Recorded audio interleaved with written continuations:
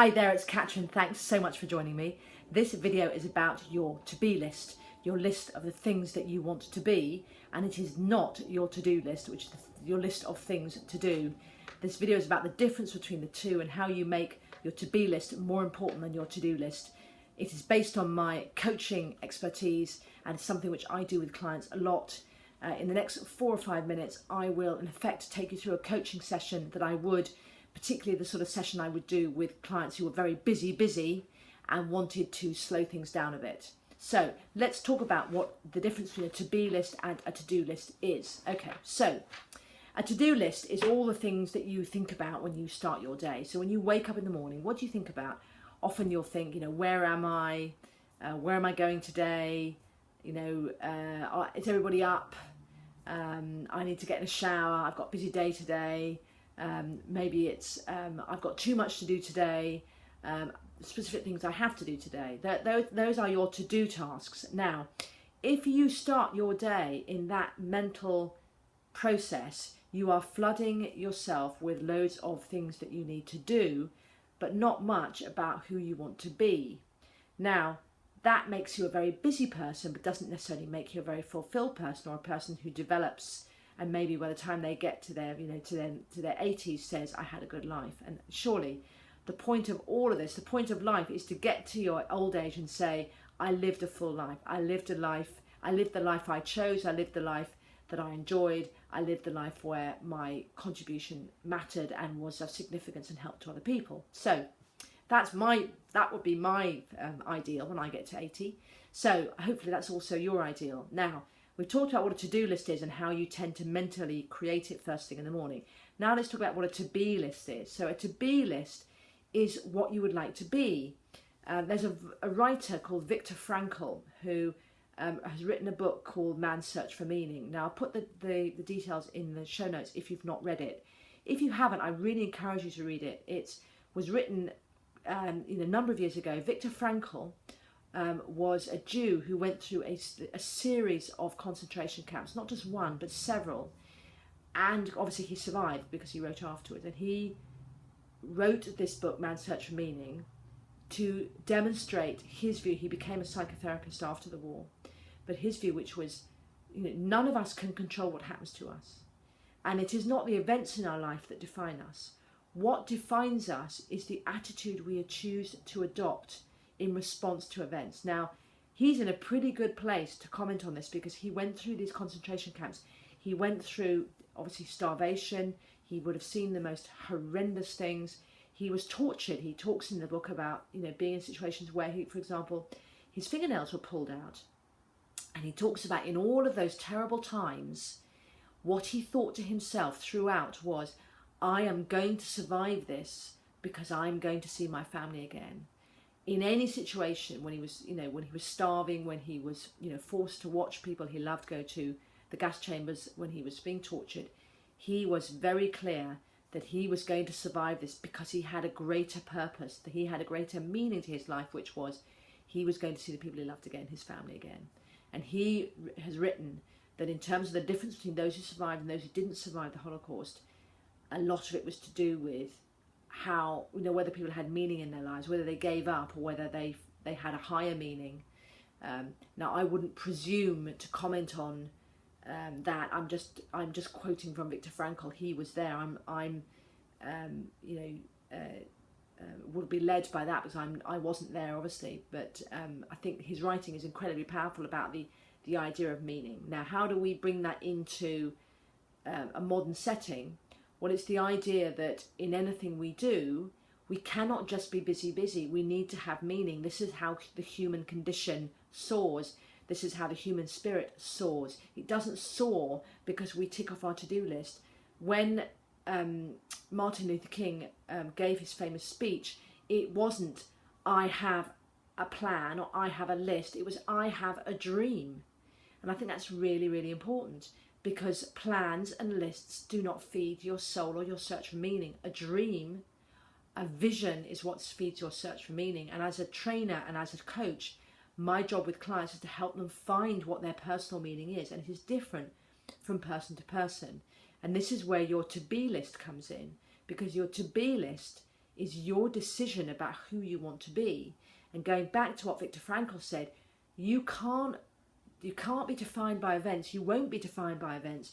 What you are defined by is how you choose to react and how you choose to feel in those circumstances. So a to-be list is as much a choice as a to-do list. And people who say to you, I'm just the way I am, that is such a waste, and it's such a myopic, closed way of thinking. It's simply not the case. You choose your attitudes. You choose who you want to be. Now, I'm not here talking sort of pie in the sky, if you're 5 foot, I'm 5'1". I'm never going to be a pole vaulting or a champion or a hurdling champion. I'm just not the right height. Fine, that's a physicality issue. But in terms of how I choose to feel about things, that is completely in my choice. So I'm not asking you to have completely unrealistic views of yourself, but I am asking you is to make some choices about how you are and how you want to feel. So how do you decide that? How do you create this to-be list? Well, the first thing is to have a ritual in the morning which will support who you want to be. So rather than waking up, and I gave you the example of waking up and the sorts of thoughts that go through your head, I've got this shopping to do, I've got this place to be, I've got these children to look after, whatever it may be. Instead of going straight into that mental loop of things to do, have a ritual which encourages you to think about who you want to be. And that ritual doesn't have to be anything very long. It could even be 2 minutes or 5 minutes, but it's a period where before you get into the day, you just center yourself and you set yourself a framework for what you want to be that day.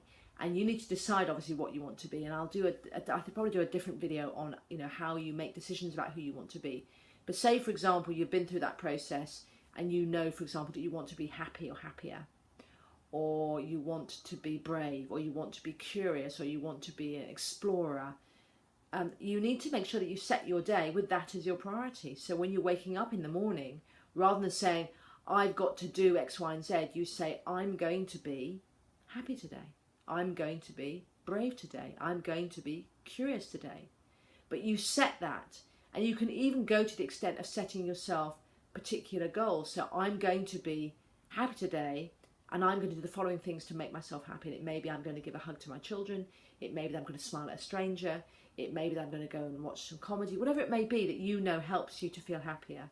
You set yourself some tasks in the morning, but don't fall into the trap of then it all becoming about to do. It's not a to-do list, it's a to-be list. But you do need to set your intention first thing in the morning. I'll give you an example from my own life.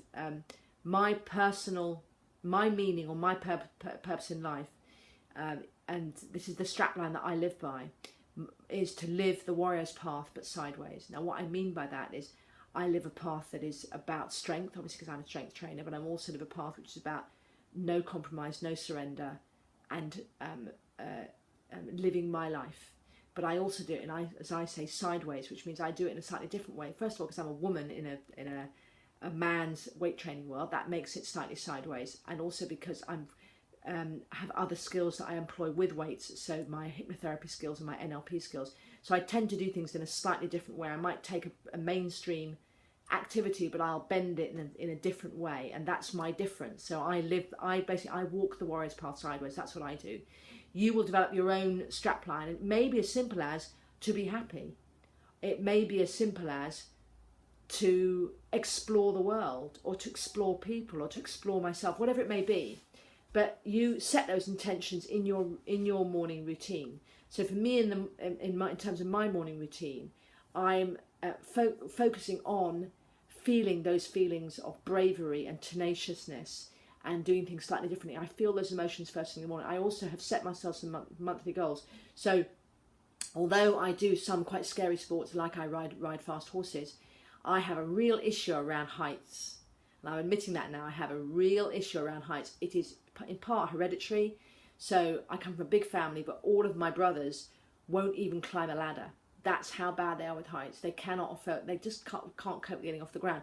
I'm nowhere near as bad as that, but certain things I find really scary. And I have set myself a goal, which is that every month now I do one activity that is really scary, and I do it with my sons. And the reason I do it with my sons is because part of my warrior's path is when I get to 80, I want to be able to turn around and say to my sons, and my sons to say to me, we have done everything that scares us. I have done everything that scares me. There will be nothing, that will stop me because I'm afraid of it. Nothing. And that is where I want to get to by 80. So have a think about yourself. Have a think about what you want to be and what you want to look at. When you get to 80 and look back, what is it you want to say about yourself? What is it you want other people to say about yourself?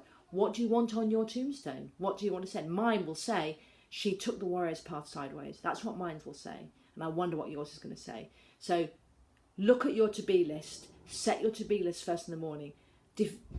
Delegate or derogate your to-do list later in the day. It is not the most important thing. It is not what you should be fixing yourself in your mind with first thing in the morning.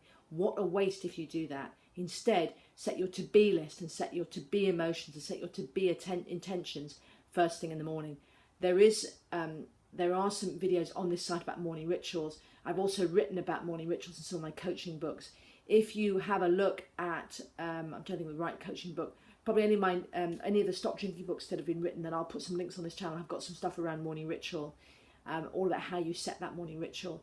If you have any particular questions around morning ritual or about a to-be list, then you can reach me, either comment below this video or go onto Facebook, and we're at facebook.com/3Ps Media. You can leave a comment there. You can also email me direct. I'm at hello@3pspublishing.com, and I'll put that address up on the screen. All of this stuff will be in the show notes as well. I hope that's been helpful. It's been a pleasure to serve you. I hope you have a brilliant day, and I will see you soon. Bye.